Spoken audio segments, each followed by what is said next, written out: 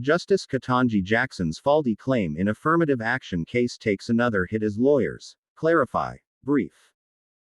SCOTUS justice used flawed argument in major dissent that law firm later had to clarify to avoid confusion. Supreme Court Justice Ketanji Brown Jackson has faced scrutiny for making a flawed claim about black infant mortality under white doctors in her dissenting opinion to last week's landmark affirmative action decision. Jackson sought to show that race-based admissions are a matter of life and death for racial minorities, and her dissenting opinion in the Supreme Court's ruling on Students for Fair Admissions v. Harvard cited an example. The law firm apparently responsible for the misleading statement sought to clarify the claim on Friday.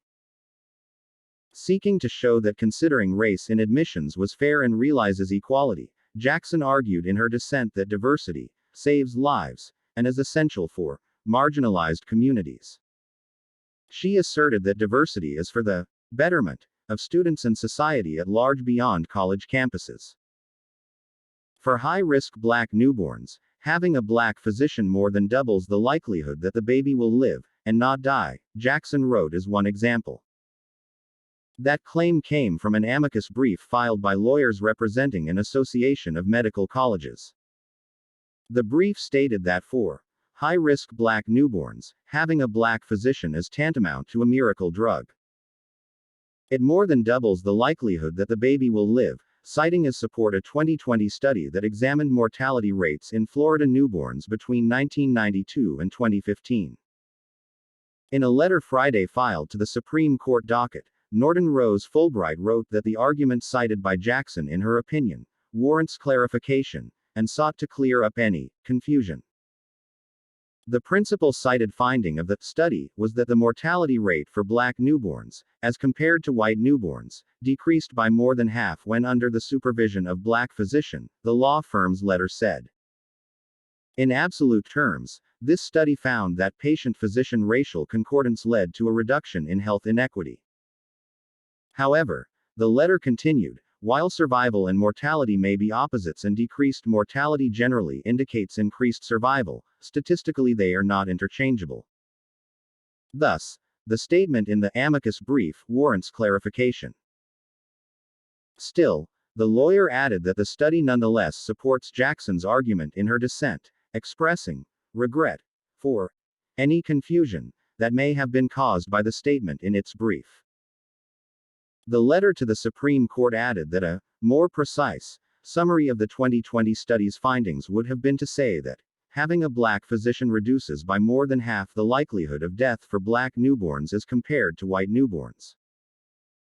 In other words, Jackson's claim in her opinion that having a black physician more than doubles the likelihood that the baby will survive could be misleading, because the study on which that statement is based examined lower mortality rates, which is not the same thing statistically as survival. Norton Rose Fulbright's letter came after Jackson's statement in her dissenting opinion caught the attention of several legal experts. In a Wall Street Journal op-ed this week, Ted Frank, a senior attorney at Hamilton Lincoln Law Institute, responded directly to Jackson's claim, lambasting the justice for making a mathematical error. A moment's thought should be enough to realize that this claim is wildly implausible, wrote Frank, who filed an amicus brief in support of Students for Fair Admissions. Imagine if 40% of black newborns died, thousands of dead infants every week. But even so, that's a 60% survival rate, which is mathematically impossible to double. And the actual survival rate is over 99%. How could Justice Jackson make such an enumerate mistake?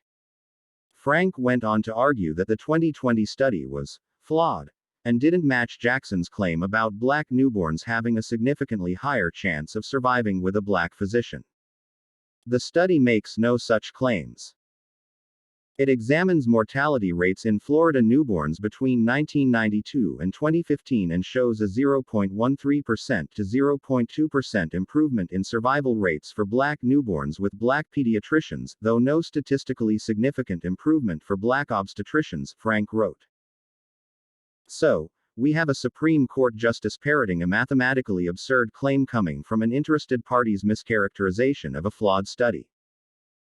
Her opinion then urges all of us to do what evidence and experts tell us is required to level the playing field and march forward together. Instead, we should watch where we're going. Jonathan Turley, a law professor at George Washington University and Fox News contributor, used Frank's op-ed and Jackson's opinion to argue in a blog post Friday that it can be problematic when various advocacy groups file waves of amicus briefs in Supreme Court cases supporting one side or the other by pushing studies and other data that the justices use in their arguments. My opposition to the brief is that the justices are in a poor position to judge the veracity or accuracy of such studies, Turley wrote. They simply pick and choose between rivaling studies to claim a definitive factual foundation for an opinion. When you are before the Supreme Court, everyone is free to just dump statistics and studies into the record, and the court regularly uses such material to determine the outcome.